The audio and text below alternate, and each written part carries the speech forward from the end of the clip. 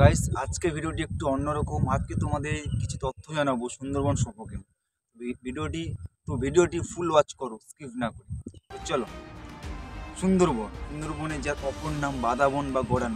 সুন্দরবন স্থাপিত হয়েছে 1991 সালে, যার 64% বাংলাদেশ সরকারের আন্ডারে আর 34% আমাদের ভারত সরকারের আন্ডারে। সুন্দরবন যার আয়তন প্রায় 10,000 বর্গ কিলোমিটারেরও বেশি। এখানে মোট 102টি দ্বীপ আছে, যেখানে প্রায় প্রায় 45 লক্ষর বেশি মানুষ বসবাস করে। এখানকার মানুষের প্রধান জীবিকা হচ্ছে কৃষিকাজ আর মৎস্য, মানে মাছ ধরা, জেলে।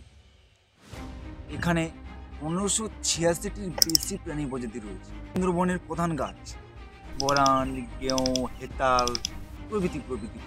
সুন্দরবনে বেশিরভাগ মানুষ বাঘে অথবা কুমিরে প্রায় সময় শোনা যায় মারা গেছে।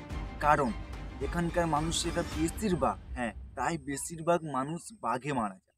কারণ এখানকার বেশিরভাগ মানুষ গভীর জঙ্গলে কাঁকড়ার খোঁজে আর মধু সংগ্রহের জন্য যায়, যেখানে যাওয়ার পরে আর কেউ ঘুরে আসে। কারণ গভীর জঙ্গলে একমাত্র বাঘ থাকে, আর যারা যায় তারা পেটের জ্বালায় যায়। কারণ সরকার সুন্দরবন মানুষের জন্য আয়োজ্য বলতে সেরকম কিছু ভাবনা চিন্তা করেনি, তাই বেশিরভাগ মানুষই কেউ জেলে, কেউ বন সংগ্রহ, কেউ কাঁকড়ার খুঁজে যায়।